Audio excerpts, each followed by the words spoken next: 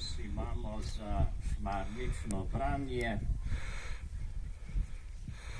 o blaženem Alojzu Grozdetu, vzorniku za naš čas. Danes je 7. dan šmarnic, naslov pa je Nedelja v Ljubljani. Filip je včeraj prišel k teti Miri v Ljubljano. Spoznaval je stanovanje in teto, pri kateri bo živel, ko bo mami na delu v tujini. Teta mu je za dobrodošlico podarila knjigo življenja, s pismom Alojzija Grozdeta. Pa sem spet doma. Kakšna nedelja za mano. Če pomislim, koliko mojih vrstnikov, ki so otroci ločenih staršev, preživlja vikende enkrat pri enem, drugič pa pri drugem staršu. No, mene čaka še teden dni z mami, potem pa se kar nekaj mesecev sedim v Ljubljano. Nič več me ni tako strah, se bom že navadil. Sploh pa je teta Mira povsem prijazna in simpatična gospa. Danes sva šla skupaj k nedeljski maši. Malo je bila nejevoljna, ker sem imel s seboj samo kavbojke z elegantno raztrganino pod kolenom, češ da to ni primerno oblačilo za k maši. Šla sva peš. Ljubljanske ulice so se mi zdele kot labirint. Močna cerkev me je pozdravila že oddaleč. Spomnil sem se, da sem nekoč že bil tu. Mislim, da sva si šla z mami enkrat po zimju gledat jaslice in potem na vročo čokolado. Najbrž sem se malo preveč zasanjal, ker me je teta Mira lastnoročno premaknila čez cerkveni prag. V cerkvi bilo temno, a prijetno. Maša je minila hitro, a sem pogrešal glas in pridigo našega župnika. Še en šok.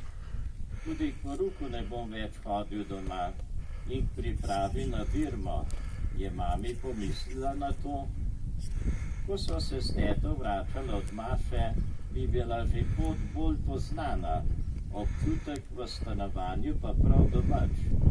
Ko je teta kuhala kosilo, sem se učil zgodovino. Bral sem iz učbenika, teta pa me je spraševala in se zraven čudila vsem mogočim številčnim podatkom. Po kosilu sva šla na dolg mestni sprehod. Videl sem svojo novo šolo in velik park pred njo. Tudi atletski stadioni imajo športno dvorano. Upam, da bodo sošolci dokaj normalni in da se bom med njimi dobro počutil. Preden je prišla mami, sem nadaljeval branje Grozdetovega življenjepisa. Bral sem, kako je doživljal prejem zakramenta svete Birme. Komaj 10 let je imel, ko mu je ljubljanski škof dr. Gregorij Rožman podelil ta zakrament. Teto sem kar iz obdobja svoje nove začasne sobe vprašal, če se morda spomni tega škofa. Na ves glas se je zasmejala in rekla, da kljub vsemu ni še tako zelo stara. Dodala pa je, da pozna kar nekaj škofov in da so vsi po vrsti plemeniti in modri ljudje. Tudi prav. Ko sem nadaljeval branje, bi me skoraj kap. Tudi Alojzij je šel v šolo v Ljubljano. Njegova teta Ivanka si je na vso moč prizadevala in si še sama poiskala delo v Ljubljani, da bi mu omogočila šolanje na gimnaziji. Mrzlično sem brskal za podatki in naslednjič tudi izbrskal. Ko je šel Alojzij Grozde v Ljubljano, je bil star 12 let, toliko kot jaz. Pa se mi zdi, da je v svojih 12 letih že toliko doživel, predvsem žalostnega in težkega. Takole mu je mama naročala, preden je šel na pot. Lojze, ne pozabi na Boga. Ko zdaj počivam v svoji domači posteli, mi je žal, da tetine knjige nisem vzel s seboj. Mislil sem, da bom imel ta teden dovolj drugega dela s pakiranjem in selitvijo, pa bi vseeno še malo bral. Skoraj sem pozabil. Tista skrivnostna škatla, trdno oblepljena z rjavim lepilnim trakom, je izginila. Ko sem vprašal mami, če je kam pospravila, je samo skomignila z rameni in rekla, da ni pomembno. Kako ni pomembno? Mora biti pomembno, če si je nekdo vzel toliko časa, da je zalepil, kot da gre za varovanje atomske bombe. Seveda si nisem upal sam raziskovati v množici škatel.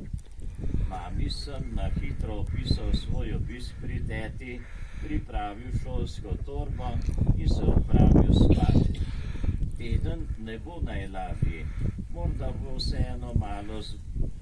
bi vseeno malo zmolil, sem pomislil in naredil križ. Zelo sem utrujen.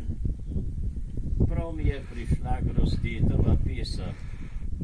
O ljubezen sveta večna, tebe duša si želi, da pri tebi mir dobi in počiva v tebi srečna, toda ti si previsoko, jaz na zemlji pregloboko.